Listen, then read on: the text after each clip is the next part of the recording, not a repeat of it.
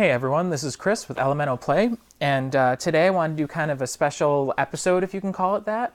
I had an opportunity this weekend to go to my very first Force of Will ARG. It was a lot of fun. I'm really excited I got to do it, and I played my main tournament with a Lumia deck, which was really, she's one of my favorite rulers. I really like playing her. She's got that fun mechanic where she can bounce cards in and out of the field so that their enter or exit mechanics re-trigger every turn. It can be really nasty. It can be dealt with. She's not overwhelming the meta right now. She's sitting maybe one out of each top 8 at the moment. So she's fairly balanced in my opinion. Although the new Time Spinning Witch set does have a few cards that might make her a little unbalanced, but it also has some cards that can combat that. So I'll be really curious to see how that goes in the future. But she played really well for me. I came in 3rd place at that, which was awesome. So I got this nice top 8 playmat here. It's a 2-player mat. I really love it. It's kind of the prize of my collection right now, which is why I'm showing it off.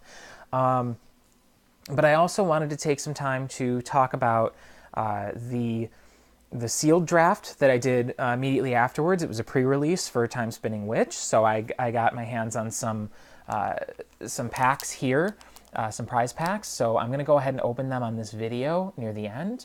I also want to talk about what I use as my sealed draft deck, because I do want to start talking more about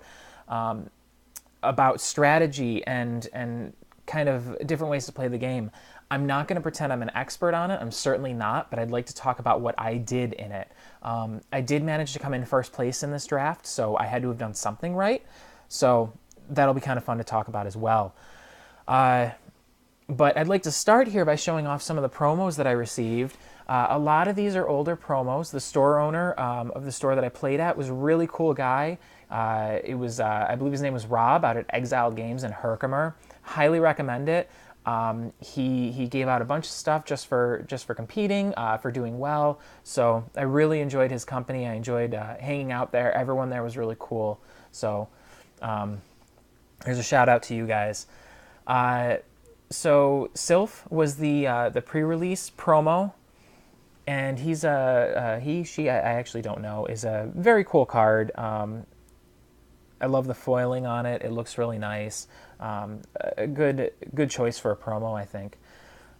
We've got some Charlotte's Water Transformation Magic, some Lightning Strikes, Skyscraper Giant. So some of this stuff is a little bit older, and I think that's kind of cool to get my hands on all of this. A Merry Christmas promo, Happy Valentine's Day promo. Amaterasu's Foresight, which a lot of light decks should be running right now, just because it's such a powerful card to at least give you that one extra turn if you're getting down near the end of the game. Taking that advantage is a big deal. Shade, which was a Vin 3 card, so getting the promo of it is really nice, because that set's so hard to get a hold of right now. Rainbow Arrow, Rabbit Aqua Moon. So again, a lot of promos you've probably seen before, but I'm a big fan of promos. I like to try and get my hands on at least one of each where possible. I started the game a little late, so I'm still trying to get my hands on some of them. Like this guy here, he was a promo I didn't have. I was able to trade a card for it at the tournament, so someone was kind enough to do that with me. So those are those. I'll also run through some of these cards, which are the sealed cards I did not use. You can see that they've got some new mechanics on them. So this is a Legend mechanic, which interacts with your Scheherazade ruler. That's one of the new rulers in Time Spinning Witch. It activates based on how many cards you have revealed from your extra deck. So 5, 4, or 3. For this particular one, all 3 will activate if you have 5 cards revealed from your extra deck. This one has it with just 1, so the text becomes active. There's lots of interaction for Scheherazade in this set, so that's a lot of fun. Some of the full art foils here have a textured foil. I don't know how well you can see that. I'll try and get the light on it there. I think you can pick it up there.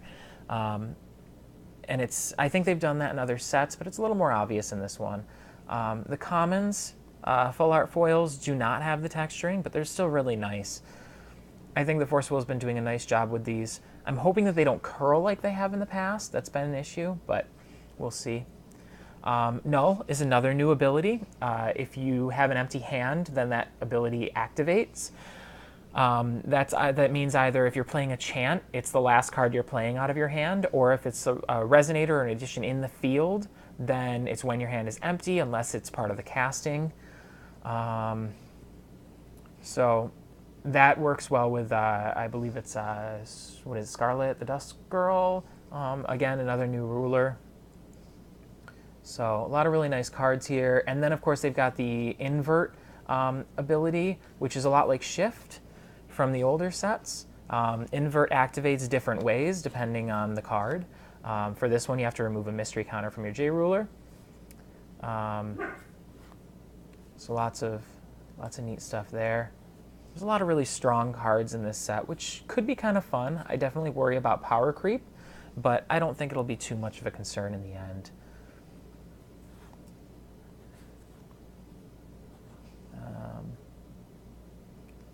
Some of these are only really going to be worth doing with the Scheherazade decks.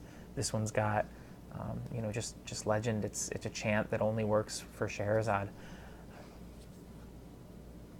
And for those of you who haven't heard, you can't put Scheherazade in your sideboard. So if you were thinking about putting rulers in your sideboard, that is not an option. Just because it seems that it's going to be a little complicated to try and pay attention to the extra sideboard. So it's basically either you have Scheherazade as your ruler or you don't, because he has an extra, she has an extra 5 cards that go into a separate extra deck. And those cards become illegal if she's not your main ruler. So it's kind of a hassle to keep track of all that from the standpoint of trying to run a tournament. And I think that's the mindset that's going on here. So some nice cards that I opened there. And then let's touch on my actual deck that I used. So my deck here was looking for synergy mostly. I realized that I had a lot of strong water resonators and cards that I was able to grab, and I knew that there was the mermaid ruler, I believe, the blue ruler, basic ruler, who allows the weather to be rain on your turn, and then if you flip her, it's rain all the time. So I was able to grab some cards that played well with rain, as well as some light cards that mixed in pretty well.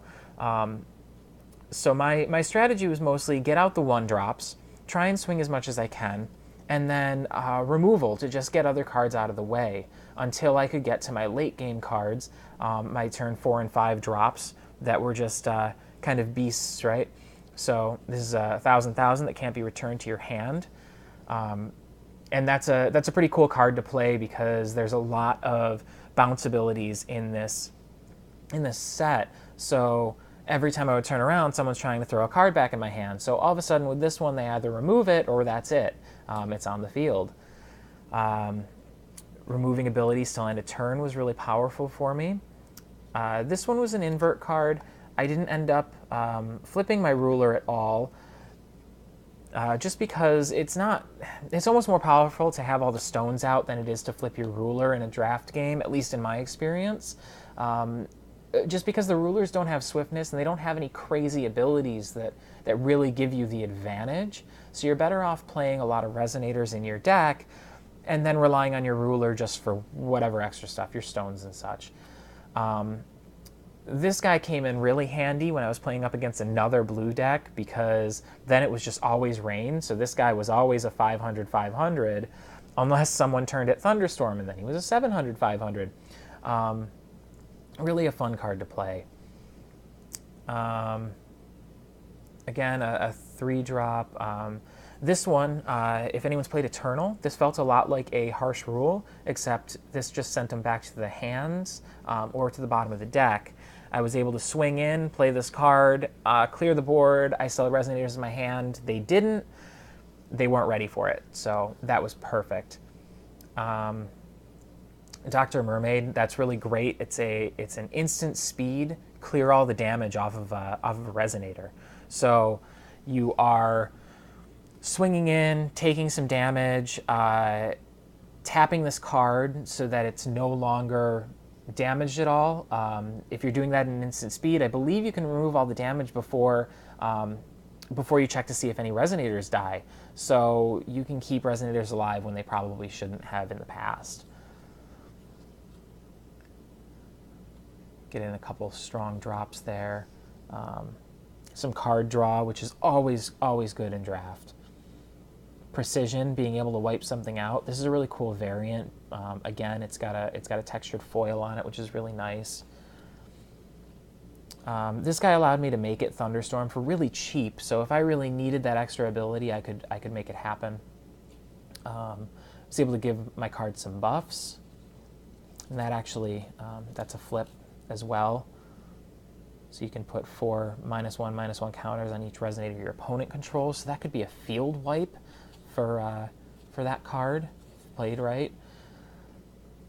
And then I just use this mostly to clear out and buff cards, but again, it flips and it can do removal.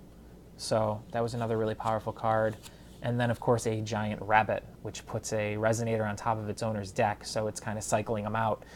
Feels a little bit like a Chittering Rats from Magic, except more expensive, of course.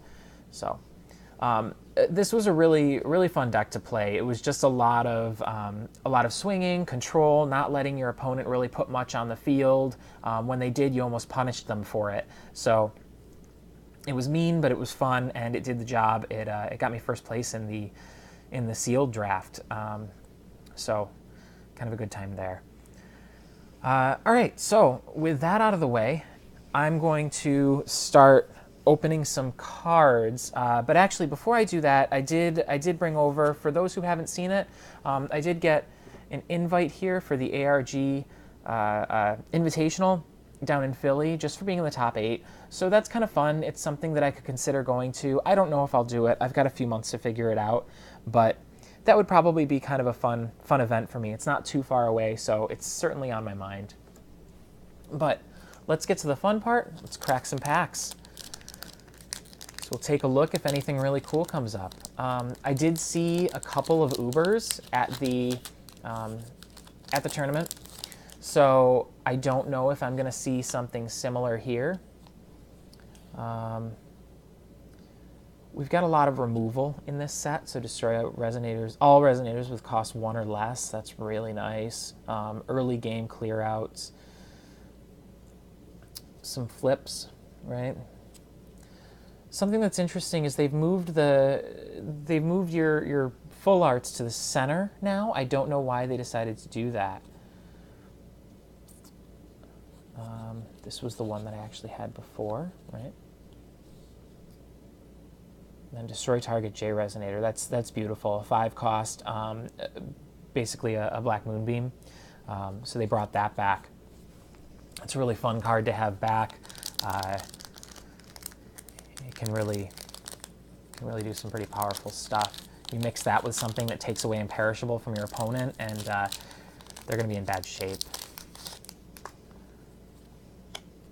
Let's see. So I'm obviously hoping for a ruler. I'd like to show off one of the misprints, which I'm sure you've all heard about. Knight of Despair, but he's flipped, so they don't show the front side right away for some reason. You have to flip them to find that. I'm not sure what the idea is behind that. Oh, we've got a variant here. That's cool. I'm told the variants are considered rare. Don't quote me on that, but that would kind of make sense. Here's our super rare, Ultra Dragon Shooting Star. He's got an activated barrier, which is interesting. You've got to leave stones up in order to play that.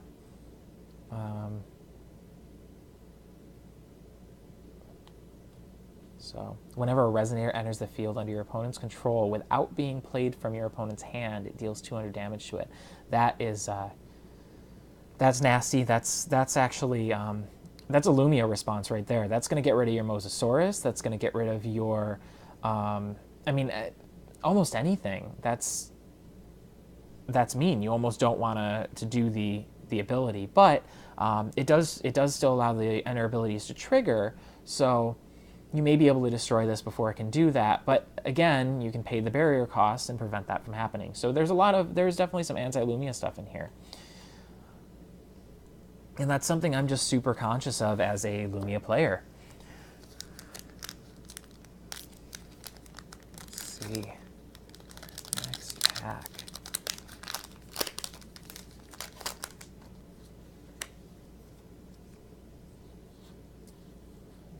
We're kind of going to flip through a little bit quickly. I want to see what the more exciting stuff is, and I don't want to hold you up forever. Soul Returning Altar, so that's our common. Got a rare. So it is strange that they mixed up the order of cards in these packs. I don't know what the purpose for that is. Maybe it's to avoid things getting damaged. At least the more valuable stuff. Remove target attacking J Resonator from battle. They're really putting a lot of stuff into green. That's a really powerful card to say, hey, nope, that's not going to do any damage this turn.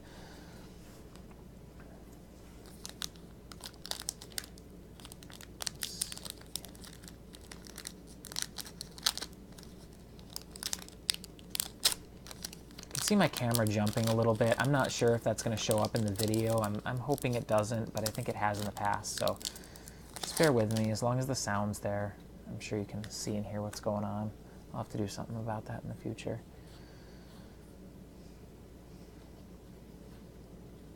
Dinosaur, Thunder Call, Spirit of Mount Hell. We got a Giga Thunderfish. Whenever it attacks, it deals 200 damage to each J Resonator your opponent controls. That is nasty. 1200 attack. When it deals damage to a J Resonator, rest that J Resonator. Oh wow, yeah, this is and when it enters the field, if the weather is Thunderstorm, search your deck for a card and put it into the field and shuffle your deck. So that's going to be a little harder to do with a Lumia deck again, but you know, not everyone's playing Lumia, obviously. So here we've got a flip card. Invert it whenever you do Judgment of a Ruler.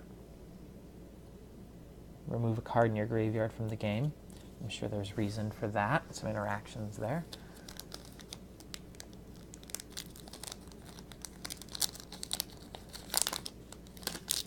I like that there's more graveyard interaction happening in these sets. That's a new thing for Force of Will, so that's fun.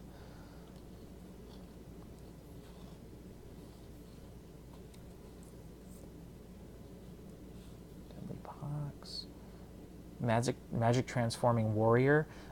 This is a golem that requires you to banish a gem in order to mobilize. But when you banish a gem, you can get these different abilities. So they're a little hard to see here, but they are. It gets 0/+500. It gets Pierce, Flying, First Strike, and +500/0. You can actually pay as many of these as you want, and more than one of the same color if you want to duplicate any of these. So you can buff him up for a ton of defense or attack or however you want to do that, and he's already a 1200. He does take till the 5th turn to get on the field, though, roughly, depending on your ramp. He's really amazing, really a cool card. He's going to be really nice in Pandora decks. She's getting some more support through this, so that'll be fun to have around. There is the concept of weather being clear, so you can change your opponent's weather. And that's going to be great for anyone going up against a Shayla deck. She of course has the ability to make it rain, and I think Thunderstorm. I think she can turn it to Thunderstorm, but there's other cards that can do that as well. Here we go, another Giant Rabbit. He's a great card. He's a lot of fun. We've seen a lot of these by now, so I'll flip through them quick. That one's cool. Your opponent discards 2 cards, or 3 if your hand is empty. There we go. Hey, I got a ruler. I never get a ruler on one of these. So this is, this actually, because of the misprint issue, this actually is not a Shayla. Even though it shows a Shayla, on the other side we have a Keurig. And so that means that he's just the ruler. So I can play this card in a tournament if I want to, but it would play as Keurig. I can print out an errata, and it would just function as Keurig's J Ruler side. So my other option is I can send this into Force of Will, and I can get the correct ruler back, so I would get a Keurig. I'm a fan of the misprints. I think they're really neat.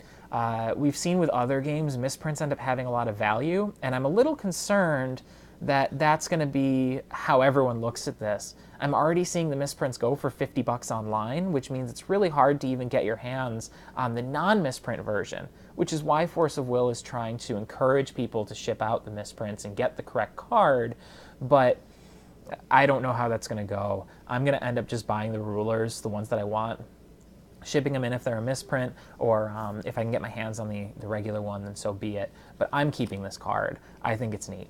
So that's really exciting. I'm really pumped about this. But there was a high pull rate for rulers in this set, unfortunately. So the value is going to be a little bit skewed. We had a couple more cards here to just take a quick look at. I did see, I think it was 2 Ubers got pulled at the pre-release I went to. One of my friends pulled Shayla, and then someone else pulled a Tigris. So, you know, I guess that isn't super surprising. But let's see what else we have here. I guess it's technically possible I could pull another ruler, although that's unlikely. Scarlet, she's kind of creepy there, huh? She's obviously Cthulhu possessed. Imul's Twisted Beast. I really like this card. It's a really nice 2-drop. When you do Judgment, it becomes more powerful, so it's no longer quite as you know, weak, and it destroys a resonator with attack less than this card's attack. So anything less than 800 is going to go away with that, which is great. This guy's got Death Touch. That's super cool. Panda Performer, Lightning Dragon. It's an uncommon. Can't attack unless the weather's Thunderstorm, but I guess it's a 15/15 that can block, so that's a pretty beastly card just sitting in your field there. Treasure Knight Panda, Red Fang Allosaurus. All right.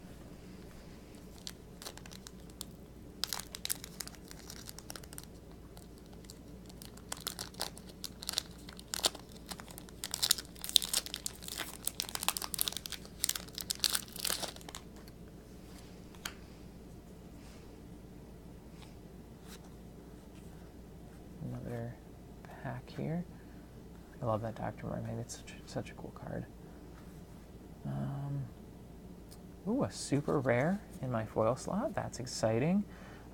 Choose Ruined Story. Choose one. Your opponent banishes a resonator, or flip over 2 revealed stories in your extra deck, or put target resonator from your graveyard into your hand, or cancel target spell unless your opponent pays 1. So one of those is Scheherazade specific, but the other 3 are all really good.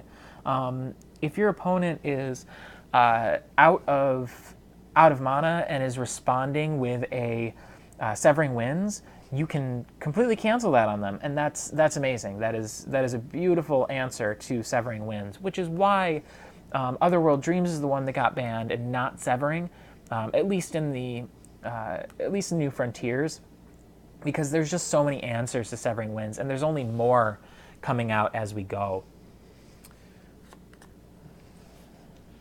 Dealing with some more camera issues here, so bear with me as best you can.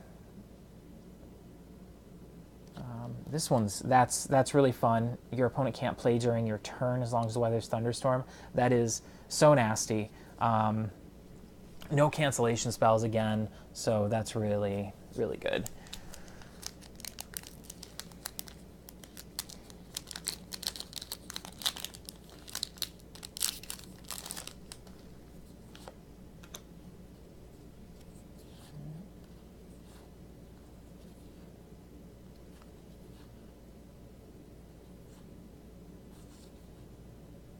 Another one of those. Oh, that's the base one. Okay, so when this card enters the field, target resonator loses all abilities until end of turn. I don't know what's different between that and the variant, but it's a good card. I guess I could take a look, but I'm not going to do that right now. Opponent reveals their hand, choose a card with cost 3 or less, they discard it. That is Really a good mechanic that's really powerful. Let's see if there are any inverts. No inverts in that one. I have had a little trouble identifying the invert cards just because of the way Force of Will set them up. Some of them don't really identify it on both sides, which I wish they would, because some aren't as noticeable, unfortunately. Some Scarlet's Vision. Let's see. Sea Serpent. I love that card. That was a lot of fun for me. Dark Elf Gravekeeper. When it enters the field, search your deck for a Dark Elf and put it into your graveyard, then shuffle your deck. So some support for Dark Elves. That's cool. So that's Panda.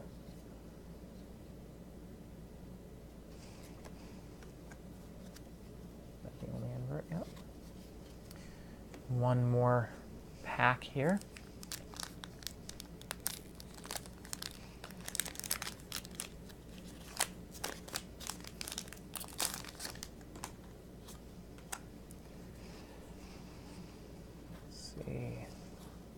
Let's get something cool. I mean, I already got a ruler. I guess I can't get too greedy, right?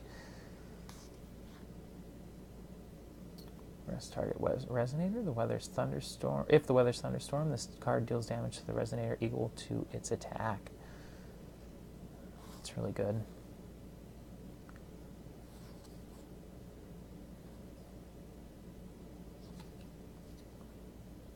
Destroy target light resonator. So, there you have it. Those are all my prize packs. I got one that I was obviously really looking for, so I'm pretty happy to have this. It's kind of one of the ones I wanted anyway, so that's really cool. But that's all I wanted to show you today. So thank you for watching. Let me know in the comments if there's anything in particular you'd like me to talk about. I could always do a special episode on strategy, on gameplay, anything like that.